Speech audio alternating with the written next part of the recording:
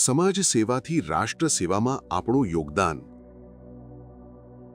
કોઈ પણ રાષ્ટ્ર એ માત્ર નકશા પર દોરેલી સરહદો નથી, પણ ત્યાં વસતા લોકોની સામૂહિક સંવેદના અને જાગૃતિનું નામ છે. કોઈ પણ રાષ્ટ્રની મજબૂતી તેની ભૌગોલિક સીમાઓથી નહીં, પરંતુ તેના નાગરિકોની સામૂહિક ચેતનાથી મપાય છે.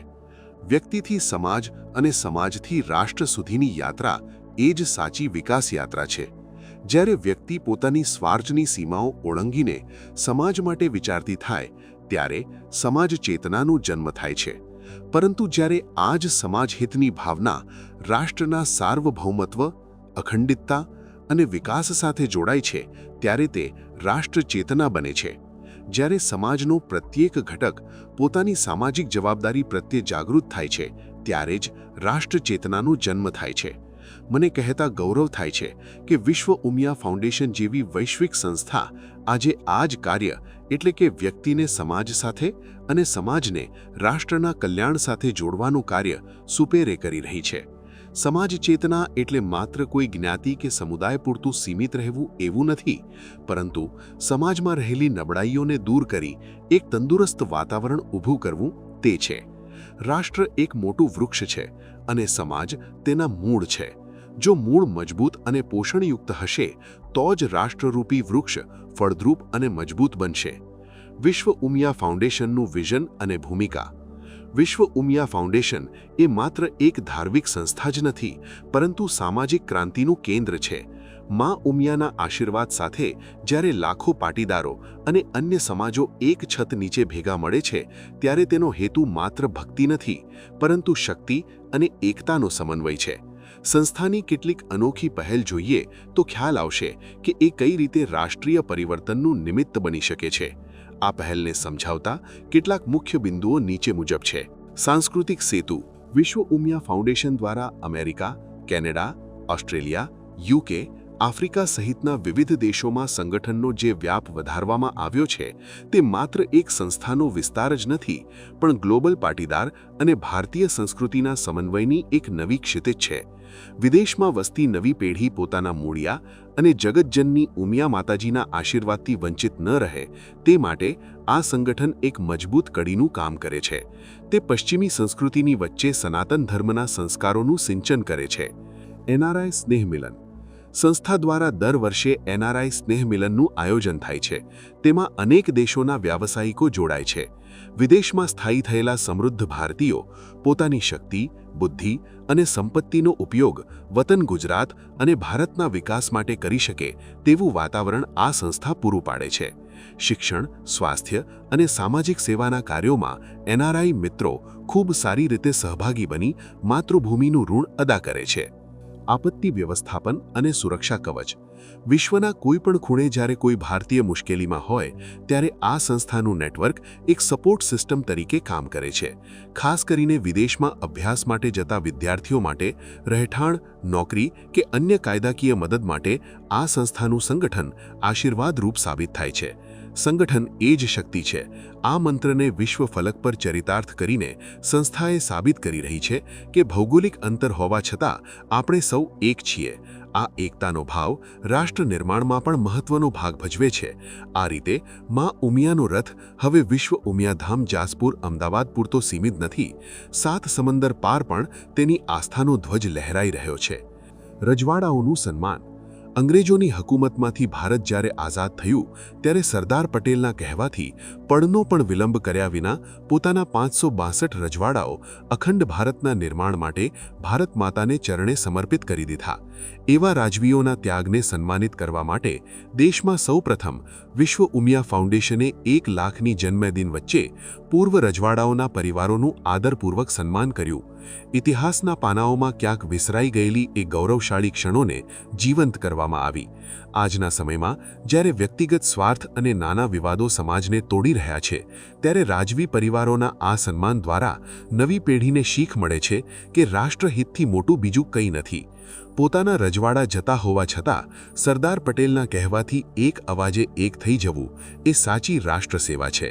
વિશ્વ ઉમિયા ફાઉન્ડેશન દ્વારા પૂર્વ રજવાડાઓનું સન્માન કરવું એ સામાજિક સમરસતાનું ઉત્કૃષ્ટ ઉદાહરણ છે. આ પગલું સાબિત કરે છે કે રાષ્ટ્ર નિર્માણ માટે જ્ઞાતિ જાતિના વાળાઓને ઓળંગીને એકબીજાના પૂરક બનવું અનિવાર્ય છે. આ પહેલ સામાજિક સેવાથી રાષ્ટ્ર સેવાનો મજબૂત સંદેશ આપે છે. લોખંડી પુરુષ સરદાર વલ્લભભાઈ પટેલે દેશને એક તાંથણે બાંધ્યો હતો. આ કાર્યક્રમ એ એકતાના વિચારને ફરીથી મજબૂત કરે છે. દેશભરમાં પ્રથમવાર કોઈ સામાજિક સંસ્થાએ આટલા મોટા પાયે આ સાહસિક પહેલ કરી છે. અયોધ્યા રામ મંદિરના કારસેવકોનું સન્માન. અયોધ્યામાં ભગવાન શ્રી રામનું ભવ્ય મંદિરનું નિર્માણ એ માત્ર ઇમારતનું સર્જન નથી, પણ ભારતની 5 સદીઓની પ્રતીક્ષા અને સંઘર્ષનું વિજયનું પ્રતીક છે. આ સંઘર્ષમાં જેમણે પોતાના પ્રાણોની આહુતિ આપી અને જે કારસેવકોએ લાઠી, ગોળીઓનો સામનો કર્યો, તેમનું સન્માન કરવું એ રાષ્ટ્ર ચેતનાની સર્વોચ્ચ અભિવ્યક્તિ છે. વિશ્વ ઉમિયા ફાઉન્ડેશને સમગ્ર દેશમાં સૌપ્રથમ આ કાર્યક્રમ યોજીને રાષ્ટ્ર ચેતનાને ખરા અર્થમાં ઉજાગર કરી છે. રાષ્ટ્ર ચેતનાનો પાયો કૃતજ્ઞતા એટલે કે ગ્રેટિટ્યૂડ છે.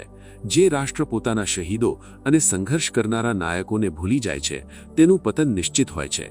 કારસેવકોનું સન્માન કરીને વિશ્વ ઉમિયા ફાઉન્ડેશને સમાજને યાદ અપાવ્યું છે કે આજે જે ભવ્ય શિખરો દેખાય છે, તેના પાયામાં આ કારસેવકોના બલિદાનની પાયાની ઈંટો રહેલી છે. આનાથી યુવા પેઢીમાં સ્વધર્મ અને સ્વદેશ માટે સમર્પિત થવાની પ્રેરણા મળે છે. રામ મંદિર એ ભારતની સાંસ્કૃતિક અસ્મિતાનું કેન્દ્ર છે. કારસેવકોએ કોઈ રાજકીય પક્ષ માટે નહીં, પણ રાષ્ટ્રના આત્મસન્માન માટે સંઘર્ષ કર્યો હતો. કારસેવકોએ કોઈ પદ, પ્રતિષ્ઠા કે વળતરની અપેક્ષા વિના રાષ્ટ્ર ચેતના માટે કારસેવા કરી હતી. આ સમયે કોઈ ઊંચ નીચ કે જ્ઞાતિ જાતિના ભેદ ન હતા. સૌ માત્ર રામ ભક્ત હતા. સમાજ જ્યારે રાષ્ટ્રીય મુદ્દે એકઠો થાય છે, ત્યારે તમામ સામાજિક વિભાજનો ઓળંગી જાય છે. સામૂહિક શક્તિ જ રાષ્ટ્ર ચેતનાનું સાચું સ્વરૂપ છે. કારસેવકોએ રાષ્ટ્રના ગૌરવને પુનઃજીવંત કર્યું છે. સમાજ ચેતનામાં મારું યોગદાન. સમાજનો મૂળ પરિવાર છે, માટે આપણા પરિવારમાં જ સંસ્કારોના સંવર્ધન દ્વારા સમાજ ચેતનાનું બીજ વાવવું જોઈએ. સંતાનોમાં સનાતન ધર્મ અને આપણી ધાર્મિક પરંપરાઓ પ્રત્યે શ્રદ્ધા જગાવવાથી જ આપણા યોગદાનની શરૂઆત થાય છે. ઘરમાં તહેવારોની સામૂહિક ઉજવણી, ધર્મગ્રંથોના પાઠ, મહાપુરુષોની જીવનગાથાનો પરિચય, આ બધું આપણી સમાજ ચેતનાને મજબૂત બનાવે છે. યુવાનોમાં દેશભક્તિ, સમાજ સેવા અને નેતૃત્વના ગુણો વિકસે તે માટે પ્રેરણા આપવી એ પણ આપણું યોગદાન છે. સમાજના કાર્યક્રમોમાં સક્રિય ભાગ લેવો, જરૂરિયાતમંદોને સહાય કરવી અને પરસ્પર સહકારની ભાવના પ્રબળ કરવી એ જ સમાજ ચેતનાની સાચી અભિવ્યક્તિ છે. સમાજ અને રાષ્ટ્રનો અવિભાજ્ય સંબંધ. રાષ્ટ્ર કોઈ એક દિવસમાં ઊભું નથી થતું. પેઢી દર પેઢી સંસ્કાર, ત્યાગ, સંઘર્ષ અને પરિશ્રમથી રાષ્ટ્રનું નિર્માણ થાય છે. રાષ્ટ્ર નિર્માણની શરૂઆત સમાજના ઘડતરમાંથી થાય છે. યુવાનોને ભારતીય સંસ્કૃતિના મૂલ્યોથી માહિતગાર કરવા એ રાષ્ટ્રના ચરિત્ર નિર્માણનું કાર્ય છે. જ્યારે આપણે સમાજમાં કોઈ બીમારની મદદ કરીએ છીએ, કોઈ ગરીબ વિદ્યાર્થીની ફી ભરીએ છીએ કે કોઈ બેરોજગારને રોજગારી અપાવીએ છીએ, ત્યારે પરોક્ષ રીતે આપણે રાષ્ટ્રની સમસ્યાઓ ઓછી કરીએ છીએ. વિશ્વ ઉમિયા ફાઉન્ડેશનના નેજા હેઠળ ચાલતી વિવિધ પ્રવૃત્તિઓ સાબિત કરે છે કે જો કોઈ એક સમાજ પોતાની શક્તિઓનો સકારાત્મક ઉપયોગ કરે તો તે આખા રાષ્ટ્ર માટે પ્રેરણારૂપ બની શકે છે. રાષ્ટ્ર સેવામાં મારું યોગદાન. રાષ્ટ્ર સેવા એટલે દેશ માટે શહીદ થવું એટલું જ નહીં, પરંતુ એક જવાબદાર નાગરિક તરીકે પોતાનું કર્તવ્ય નિભાવવું. જ્યારે કોઈ વ્યક્તિ સખત મહેનત કરી આર્થિક રીતે સક્ષમ બને છે, ત્યારે તે દેશના જીડીપીમાં ફાળો આપે છે.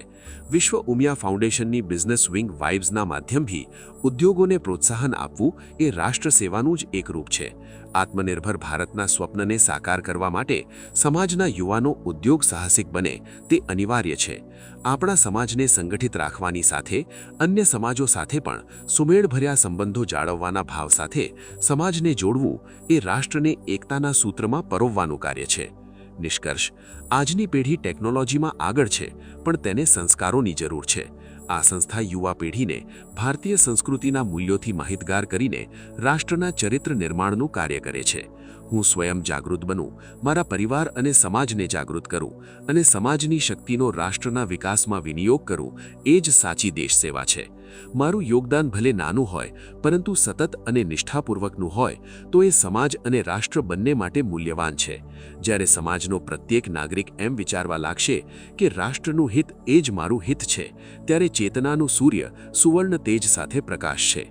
સમાજ જાગે તો રાષ્ટ્ર જાગે, સમાજ મજબૂત તો રાષ્ટ્ર અડગ.